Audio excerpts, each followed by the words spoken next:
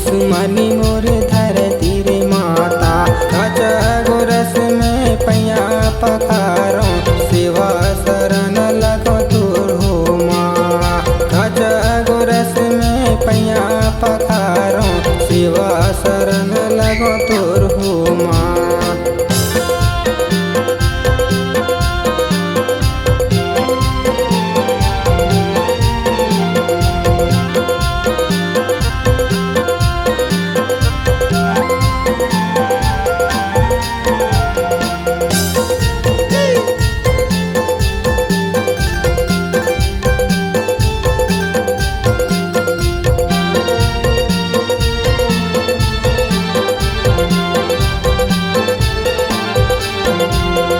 वही सुमरे नीमा ठाकुर देवला सुमरो गाँवे के गाँवे गोसाइन लहो।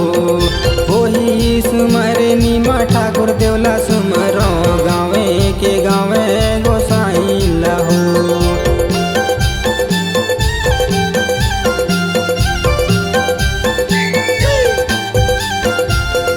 वही सुमरे नीमा ठाकुर देवला सुमरो गाँवे के गाँवे गोसाइन लहो। वही सुमरे नीमा ठाकुर देवला सुमरो गाँवे के गाँवे गोसाइन लहो। खच गोरस में पैया पखारो सेवा शरण लगो तोर हो माँ। खच गोरस में पैया पखारो सेवा शरण लगो तोर हो माँ।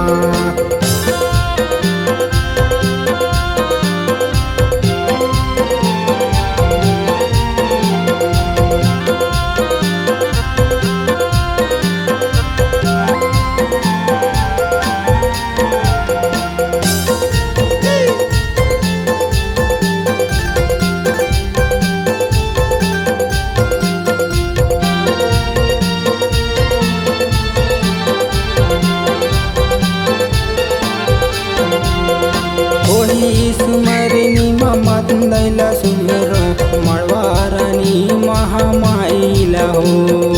वही सुमरे नीमा मतंदैला सुमरो मड़वारानी महामाई लहो।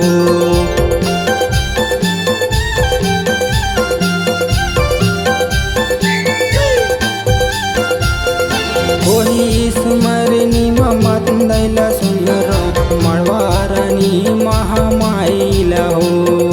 वही सुमरे नीमा मतंदैला सुमरो मड़वारानी महामाई लहो।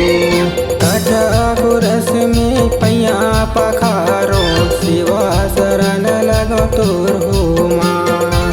खच गोरस में पैया पखारो सेवा शरण लगो तोर हो माँ।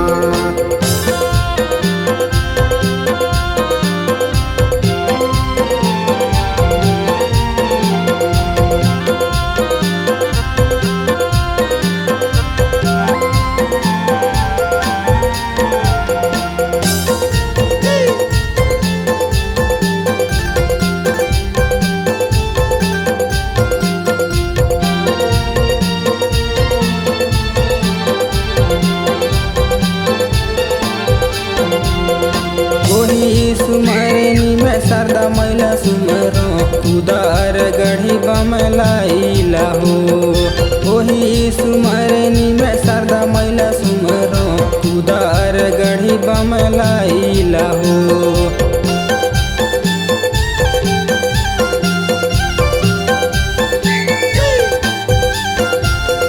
वही सुमरे नीमे सरदा मैला सुमरो कुदार गढ़ी बमलाई लहो। वही सुमरे नीमे सरदा मैला सुमरो कुदार गढ़ी बमलाई लहो। खच गोरस में पैया पखारो सेवा शरण लगो तोर हो माँ। खच गोरस में पैया पखारो सेवा शरण लगो तोर हो माँ। पहली सुमरे नी धरती रे माता। पहली सुमरी मोर धरती रे माता। पहली सुमरे नी धरती रे माता। पहली सुमरी मोर धरती रे माता। खच गोरस में पैया पखारो सेवा शरण लगो तोर हो माँ।